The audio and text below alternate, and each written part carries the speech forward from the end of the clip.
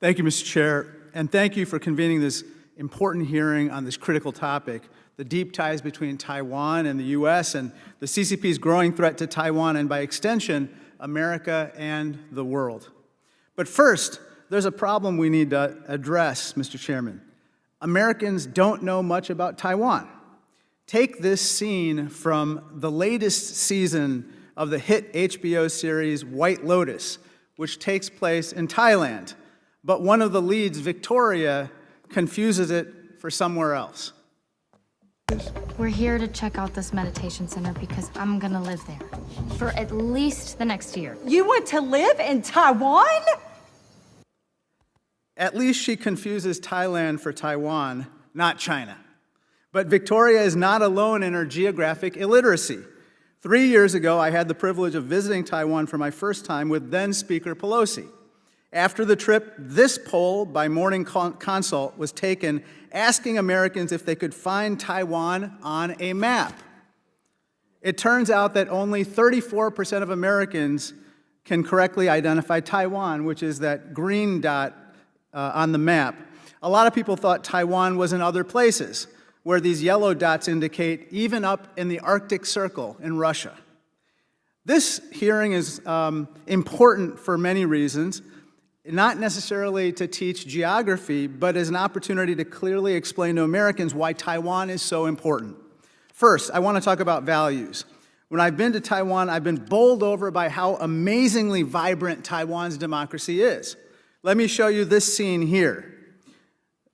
This is the celebration in Taiwan after President William Lai was inaugurated last May. Now, Mr. Chair, you and I were in Taiwan right before this particular celebration, and I'm upset that we missed the party with street dancers, tiger costumes, and that big blue horse. In contrast, this was the CCP's recent celebration of Xi Jinping getting an unelected third term, setting up to be dictator for life. So here you have the contrast. On one side of the strait, you have a one-party dictatorship, and on the other side is Taiwan, a democracy doing everything it can to make sure that, in the words of one great Illinoisan, government of the people, by the people, and for the people does not perish from the earth. This brings me to my second point, which is about the economy. A lot of Americans may not appreciate just how essential Taiwan is for our own prosperity in America. Taiwan is America's 7th largest trading partner, and it is a huge, huge market for U.S. exports. Take my home state of Illinois, for example. Taiwan, believe it or not, is the 2nd largest importer of Illinois corn and the 3rd largest importer of Illinois soybeans. Soybeans, Dusty. Taiwan is also a major investor.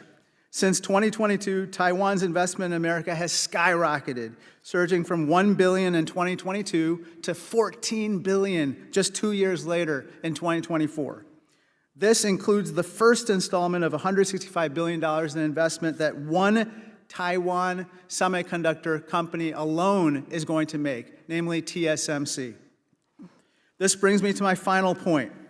Before Taiwan's election last year, the CCP said that the results would mean, quote, peace or war. I showed you how Taiwan celebrated its successful democratic election, but the PLA responded just a little differently, practicing a blockade and a missile attack on Taiwan. This is a clip courtesy of Chinese state television.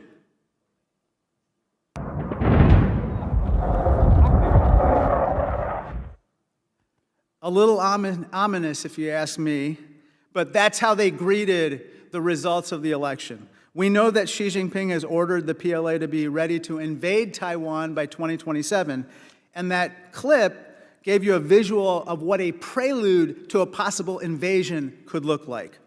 According to a recent study, a conflict over Taiwan would be absolutely devastating for the world. It would drop global GDP by a staggering $10 trillion, or 10% in one single year. And as you can see, a war over Taiwan would be much, much worse than even the COVID pandemic at its height. Losing access to Taiwan semiconductors alone would push the U.S. into a, quote, immediate Great Depression.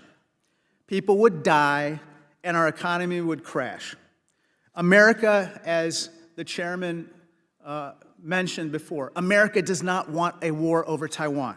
A CCP attack on Taiwan would be unacceptable for our prosperity, our security, and our values. Chairman Xi, know that America, on a bipartisan basis, stands for peace across the Taiwan Strait. However, we will not tolerate actions that put peace at risk.